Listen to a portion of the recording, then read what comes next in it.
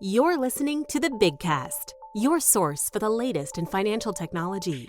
Brought to you weekly by the Best Innovation Group, with your hosts, John Best and Glen Sarvati.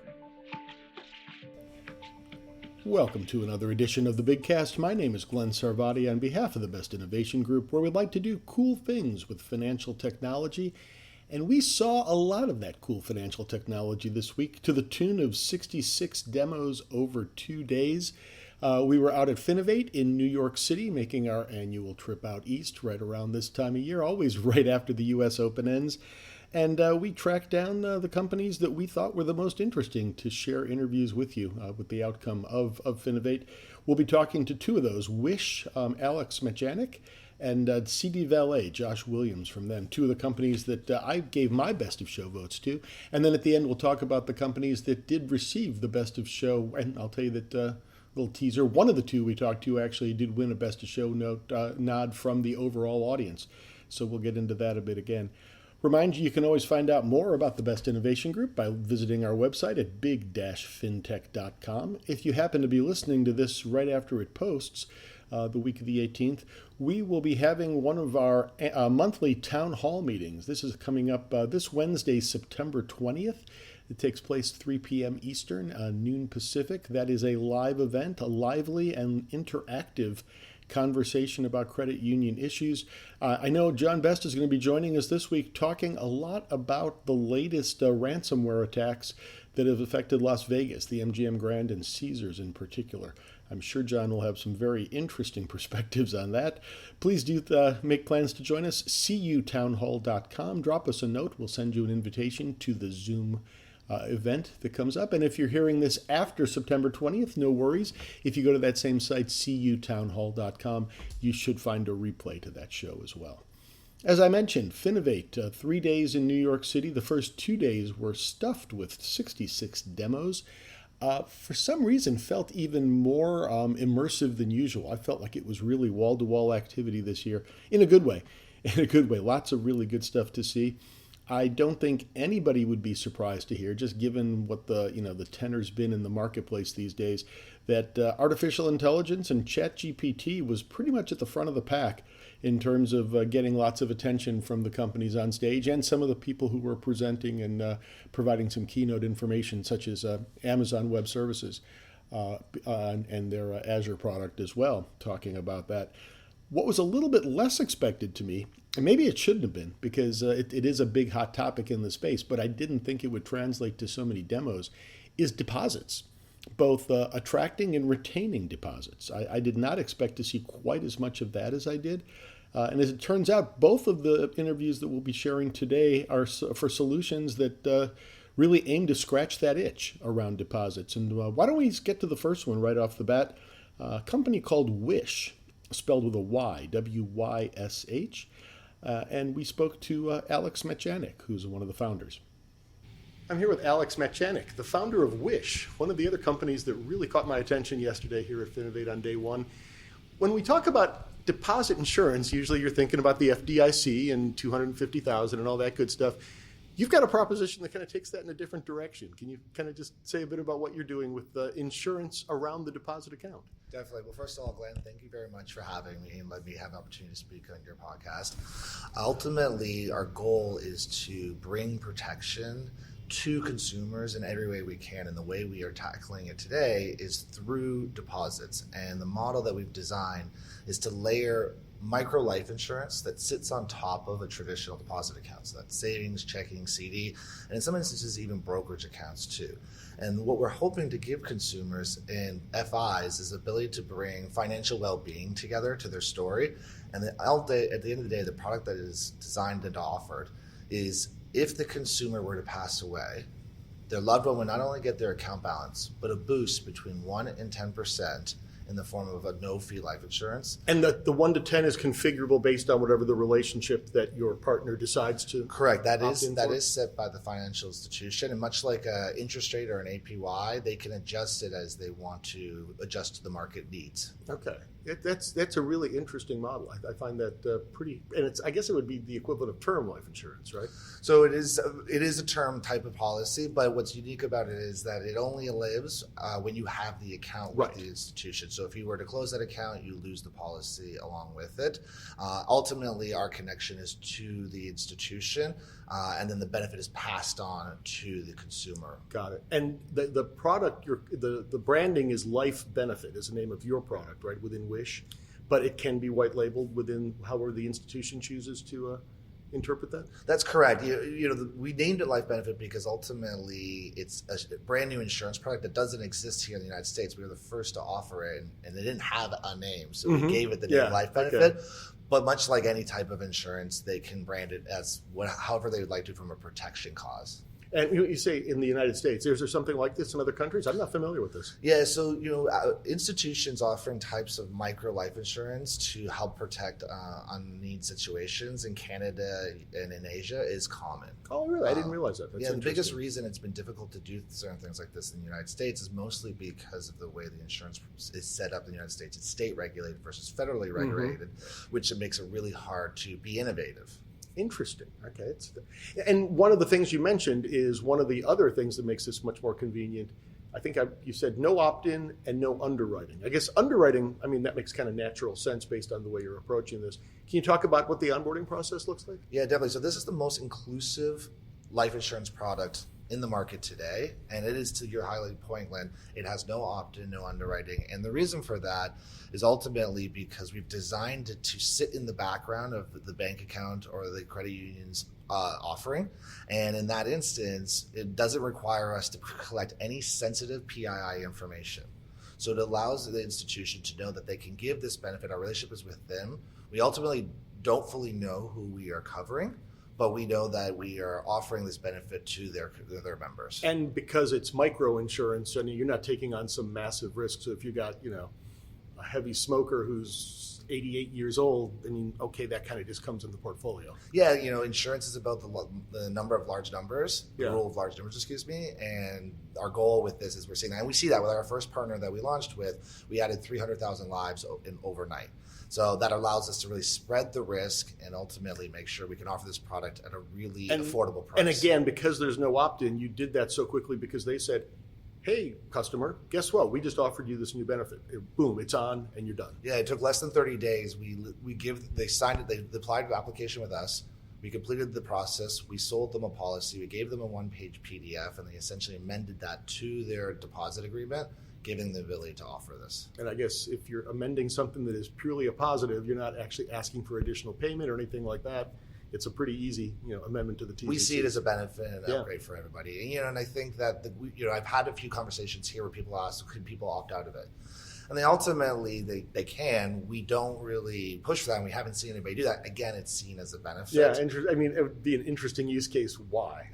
Why would you do that? Yeah. I think some people believe that potentially benefits come with sharing of information. Okay. And again, you can add to your FAQs as an institution that we share no sensitive information. This is a benefit given to you, and our relationship is with the insurer, not the insurer's relationship, and going that way. So, financial wellness is obviously one angle, but the other angle, and you talked a little bit about your customer research you did on this too, is this is a great deposit gathering in terms of a differentiator. Obviously, in a world where people are looking for deposits, this would be a great way to say, okay, well, if I have a couple different places to park my money, this is an added little perk that I can get on top of it. Yeah, we definitely see Life Benefit helping not only to attract but also retain deposits. Right. And it's because it creates a behavioral connection. When you are growing your essentially emergency savings account, we think about in that instance, now you're growing a second number with it, so it becomes a double emergency fund. And that, when you need to withdraw that money and the consumer takes a second to think about, well, should I withdraw it from my core institution that I'm working with or with this other institution? Because more than a third of Americans have their money spread across more than one institution. So if they're looking at their credit union that is building a connection with them and trying to show that they care about their financial well-being, they're going to pause and say, maybe I shouldn't take the money from that institution and I should take it from another institution. So it's not just the signups, but it's also the stickiness of keeping it. And I think you made some comment about people being willing to take a slightly lower APY. Yeah, we see over 80% of consumers willing to take, up to 15% APY drop or basis points drop to get a 5% life benefit. And what we've also seen is as the interest rate market has gone higher, they've actually gone as high as 30 basis points willing to give up to get a 5% life benefit. Interesting. And do you kind of recommend, I think you said it's 1 to 10, whoever the actual front end of this is, they get to choose. Is 5 usually kind of the sweet spot? Or we actually are seeing our partners right now going out with 10% Okay. and doing the full max. Ultimately, I think it's because, again, they're being aggressive. They're using marketing. Getting the market traction. Exactly right. So you're looking for more financial, the reason you're here at Finovate is you're looking for more financial institution partners to roll this out. And obviously the play, again, financial wellness, but also deposit attraction. What's the, the next step for Wish as far as that goes? Are you going to become more visible in the marketplace, or how does that play out? Yeah, I think, doing these conferences is a way to get our awareness out there and bring attention to this novel product that we're offering. We're working very closely with the top 100 institutions today, pushing and finding ways to work collaboratively to bring this product to market. And ultimately, we do believe that when it gets momentum, other institutions will see the value of it, and we will start to see that momentum happen. But you're open across the board in terms of smaller institutions, credit union. I could see it really being a fit for the financial wellness play, particularly for smaller banks and credit unions. Definitely. We're speaking to a number of them as well, and we're really excited about those opportunities, including in the fintech and neobanks. Ultimately, if you are collecting deposits and your message to those members or consumers is to have them keep their money with you because you're the better source and you're going to build a relationship with them, this is a perfect way of showing that you really do care about their financial wellness. Now, you're a mini startup kind of within a much larger organization, right? You have a background in this space, as I understand. Correct. And then you are now part of Northwestern Mutual Insurance, and they've kind of partnered up with an insurance, a general life insurance company to provide this service. So again, it's a turnkey solution. You've got it all covered there. But that's the model. This is housed within Northwestern Mutual. Yeah, so we are a standalone life insurance company. If you buy a policy with Wish, you are buying it on Wish paper. We are AM Best, A- rated. So we have our own stand solvency and strength. Ultimately, when we launched this business, insurance companies need a lot of money to operate. Yep.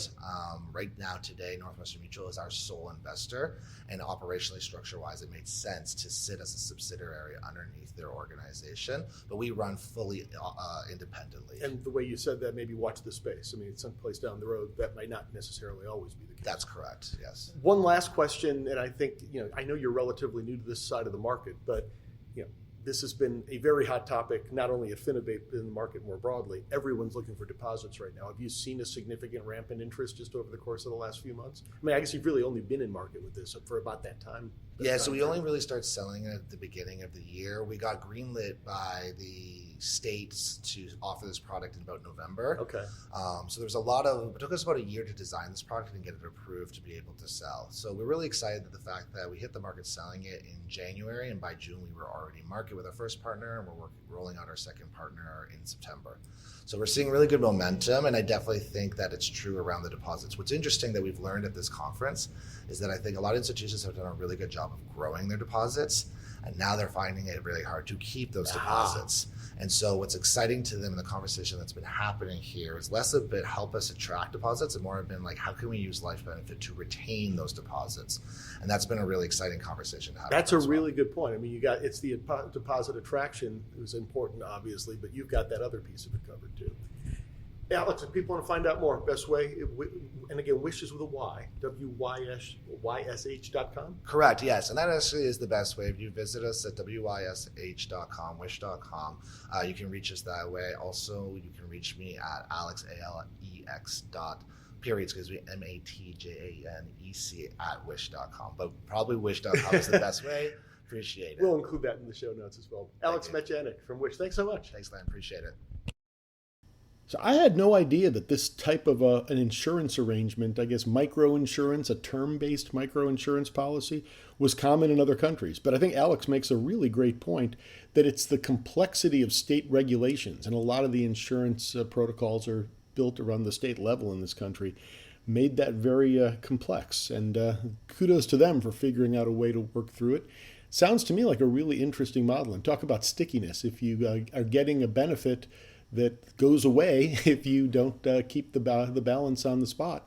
And if that means that if you need some money out, maybe you turn to a different account first to draw down that balance.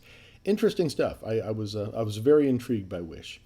One of the other things, speaking of both regulation and intrigue, this one really caught me off guard. One of the sponsors of the event, with pretty good signage in the exhibit hall, Silicon Valley Bank. Would not have expected that. And it was the original logo, the original name and branding, with then small lettering at the bottom, a unit of First Citizens Bank. I would not have guessed after everything they went through this year that they would still be pushing forward from a brand equity standpoint. It's kind of a fascinating decision. When I think back about it, though, I mean, this is startups. That's the point. Younger, growth-oriented tech companies. That's the idea of Finovate. That's the target market of what Silicon Valley Bank was doing. And from what they say, they're quite open. They lost customers. There's no question about it. But they claim that they have customers that stuck with them. And maybe despite the tarnish that they took in the broader marketplace, maybe with their core audience, the Silicon Valley brand, I personally don't have anything against it. It'll be interesting to kind of see how that plays out. But that was a very interesting twist to me that just really caught my eye on the trade show floor, as it were. On to our second interview, and again, as I said, following through again on this premise of the deposits and trying to figure out a way to both attract and retain deposits. A company called CD Valet, as you'll hear, actually grew out of a bank because of their own perceived need of what they discovered they need to do in the marketplace. Josh Williams, representing CD Valet, was kind enough to have a conversation with us. I'm here with Josh Williams of CD Valet, who did one of the presentations yesterday that really caught my eye. CD Valet, I think, pretty intuitive in terms of what you're doing. As you put it, it's a consumer marketplace for CDs. Can you say a bit more about how you put this together? Yeah, importantly, it's a digital marketplace, so it's allowing all FIs to go out and compete to get visibility of their rates, but also make those actionable so consumers can start the process on the site and open a CD with the bank or credit union of their choice. Okay. And I think the comment was made, if you are an FI, your rates are probably out there already, right? You're getting these through publicly available sources. Yeah, that's right. We have a combination of team and technology that are going out and checking those rates. And any FI that's got published rates over $250 million in assets, their rates are already on there. And then we periodically look at all FIs below $250 million in assets. And if they have competitive rates, then we make sure that they're there as well. Talk about hitting the timing on this, right? I think you said you really kind of went to a full bore kind of demand gen kind of thing back around the April timeframe? Yeah, that's right. In April, we had basically covered all 50 states in terms of the FIs that we were covering, and then started to do the demand gen and get advertising to get visitors to the site. So in less than roughly 6 months, we've got over 900,000 unique visitors and growing demand for that. Obviously, this is the right time to be out with solutions for how savers can get better returns. But also we've seen the number of FIs that are publishing rates increase by at least 50% in that time because FIs are also looking for strategies to grow. And one of the comments I remember that you made was that it's visibility much more. People are not buying CDs based on security. They're not basing on, even to some extent, they're not even doing it on rates. They're looking for what they know, and and it's more of a transactional process, right? Yeah, well, there's a lot there. I would say absolutely, this is a rate-driven process overall. Right? If you know it's there. We need to think about CDs similar to how people think about mortgages. Yeah. You refinance your mortgage if the rates go down, and similarly, people are starting to refinance their savings. Rate is the driving factor, and smart CD customers, they like CDs because they're safe, there are no fees, they're tax efficient, there are no intermediaries, and all of that said, they are willing to give up a few basis points if it's an FI that they already know, like, and trust. If they think, hey, if something goes wrong, I can go stop into the branch if I have to, or they might want to develop another relationship. And the other thing is, there's a lot of talk about sort of hot money, and we just really need to rethink through those terms that used to make a lot of sense, when the reality is, if we're saying that we have a relationship and you're giving me much worse rates, that's not a great relationship, right? And so FIs, I think, need to be a little bit more thoughtful about when a quote relationship really is there, and when the point of the relationship is to give good returns. And so consumers are certainly want to see those good rates. They're willing to concede a few basis points here and there, but ultimately they're trying to meet their goals, which could be a long-term rate, could be a short-term rate. And so we're seeing all sorts of different behaviors. And I think you use a comparison, this would be almost like an Expedia for travel. It's a one-stop shop where you can see all your alternatives in one place and then route to the appropriate destination. Yeah, I think that's right. I mean, I think really what Expedia did, which seems like a long time ago, I guess it was a long time ago now, right? by internet terms, yeah. The point is, like, Expedia didn't just give you a list of options. They made it possible to have a list, compare, and then transact on the site. I think that maybe the more important distinction or sort of version of that is to then say, when Stripe came along, they really pointed out that just having a website doesn't make you an e-commerce business. Okay. And the fact in the case of banks and credit unions in a CD, you have to get the money to that bank or credit union. And so a credit card works for every Expedia transaction. A credit card doesn't work for CDs. So that's really the Stripe comparison. In addition to giving the best rates and giving the tools for consumers to compare and decide what's the right choice for them, we're building all of the back-end functionality, even for essentially small businesses, i.e. small banks and credit unions, to process that CD and get those dollars on their core system. A couple things to follow up on there. I remember the stat you gave that I think the top 8 banks control about 25% yes, of the CD that's market. Right, Is that so? Obviously, getting the visibility for the rest of the folks. But again, as you mentioned, kind of the on-ramp. Your process takes care of the KYC, the e-sign, and then I guess ACH funding. Yeah. It does. So, and I guess just to back up one step. So yes, 8 banks do control 25% of the CD market, but they don't control it because they have better rates. Oftentimes there are banks with much better rates out there, and they don't control it because they're lower risk, because these are all insured deposits. Right. They really control it because they can dominate online marketing today, and they can dominate online account opening today. So to your point, what we provided in addition to that visibility is now giving that apply now process, which includes KYC. It includes authentication of the funding account. It includes all of the e-signs, so the customer walks away with a fully executed digital package of their process, and that new FI has a full agreement and set of consents and disclosures to get that account funded and up and running within a day.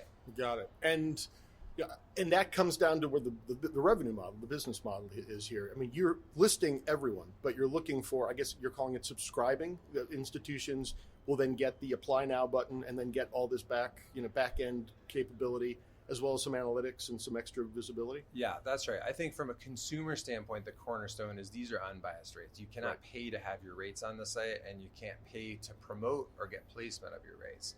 From the FI standpoint, they can get some of these additional features in terms of that apply now button, analytics, as you mentioned, and that full origination process if they subscribe. And that's the revenue model. We're essentially saying, hey, we need those FIs that want to benefit from this to help us invest in the marketplace, go compete with the bank rates and the NerdWallet's to get demand and get users' eyeballs to the site. Mm-hmm. And then we can also provide those services. And for that, the FIs are getting a meaningful and necessary access to liquidity at a time when the reality is all the research shows that rates are still going to go up for deposit rates for banks are still going to go up, even if the Fed is done raising. Like those rates have not yet got done moving. And so FIs do need to get out ahead of this. And this is an important solution for that because one, CDs are large, $100,000 on average for an active CD customer. They're relatively easy to move. And importantly for banks and credit unions, these are retail deposits. They're not brokered. And so that's a source of core funding that's necessary for long-term balance sheet management.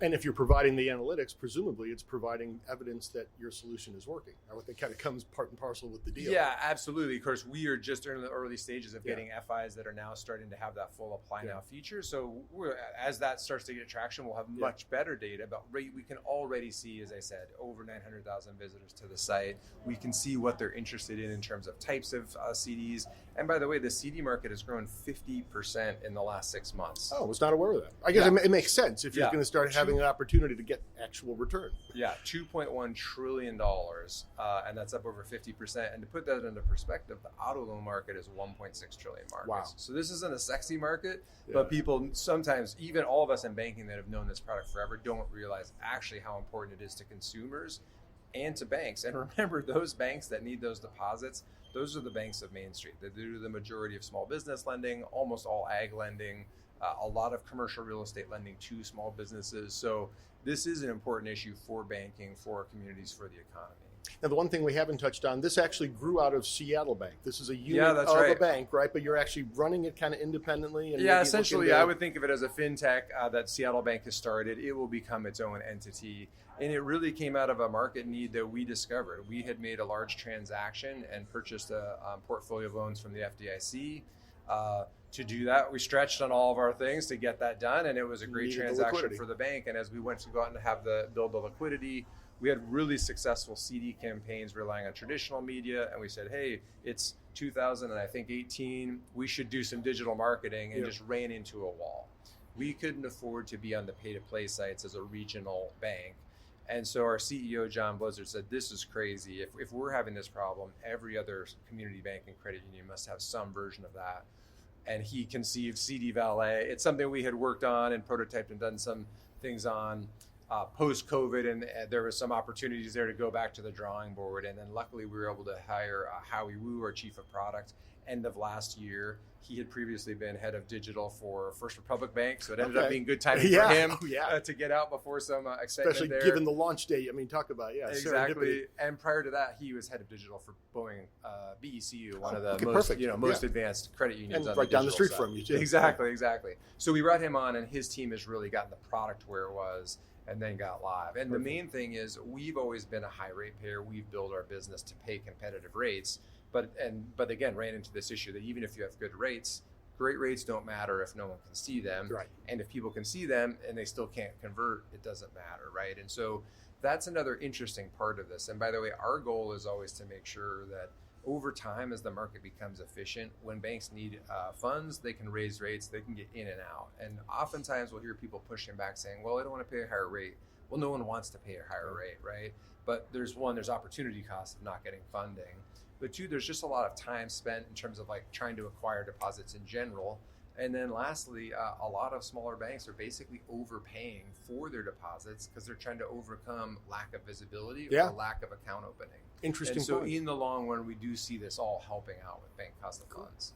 Well, we're beginning of the second day here at Finovate, so you presented day one, but you got my vote, and I'll be curious to see what happens at the end of the day when we see the best of That's show. terrific. Well, we appreciate the coverage. It's been a great response from the Finovate crowd. That's such a great forum to get out in front of banks that are thinking about, and credit unions that think about how to do things differently. And kind of a recurring theme right now, the deposit piece is obviously, an itch that people are definitely looking to scratch, and I think you're in the right place at the right time. Oh, we think so. It is. It's a somewhat recurring theme, but honestly, I don't think there's enough attention yet, and I think it's somewhat symptomatic of the fact that sometimes our fintech community can lose a little bit sight of the fundamentals. The bright shiny object. Yeah, like, hey, some of these things are great features or ideas, and we need that infusion of innovation into our industry. And at the end of the day, blocking and tackling and stuff like this. There's some basics that credit unions and banks really need, and when we think this is providing. Speaking of the bright shiny objects, I mean, you guys have that highlighter colored shirt. It's hard to miss you guys. That's the goal. It works. It gets the attention. So, Josh, if people want to find out more, cdvalet.com? cdvalet.com. Check it out. Look at the rates. And if you're participating FI, you can see it. There's a link there to connect with us, or you can find me on LinkedIn, Josh Williams. Josh Williams at CD Valet. Thanks so much. Thank you. And you can kind of hear some of the chatter in the background, which I kind of like, even though hopefully it wasn't distracting. But pretty difficult to find a quiet corner at Finovate, which is a good thing and a sign of the energy in the room as this is going on. Also a nice touch of Josh working in a reference to BECU from the credit union standpoint. Well, one of the things that comes up a lot when it comes to deposits, particularly CDs and paying high rates, is the whole notion of hot money. And I think Josh does a good job of kind of alluding to that point as well. And the fact that, he thinks that the idea of hot money probably needs to be redefined. I would tend to agree that the genie's kind of out of the bottle. Even if the Fed's done raising rates, this whole elasticity of, people not even worrying about, is it worth trying to chase a rate on an interest rate on a transaction account or a CD when, you might get 9 basis points instead of 3 basis points. Whoop-de-doo. That's probably not an environment we're going to be going back to anytime soon. At least, frankly, I hope we don't, because it probably means we've had a pretty significant economic downturn that would cause us to get back into that situation.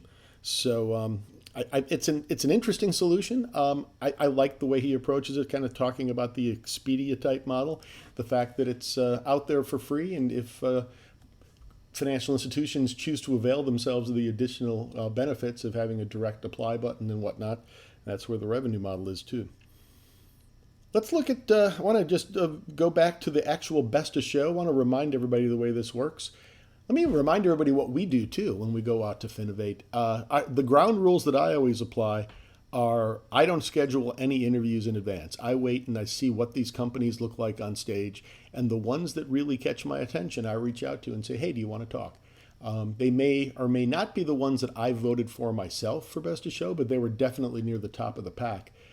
And I'm always kind of proud to think that I've got about a 50% hit rate in terms of the ones I consider Best of Show and the ones that actually do win. I'd hate to think that it's groupthink and that I've got the exact same opinions as everybody else there. So I'd be kind of worried if I was actually at 100% hit rate on these things. And we pretty much came out at that usual 50% again. As I mentioned, because of the fact that I wait to see people on stage, it's kind of difficult to catch everybody in time. We're going to be doing a second episode with more coverage of Finovate next week with a couple more companies, including another one that, one of them, at least one of them for sure, I voted for Best of Show, and at least one of them won a Best of Show. So, kind of a little bit of build attention for next week. But anyway, the official winners, this is roughly the top, actually better than the top 10%. It's actually a little bit less than that.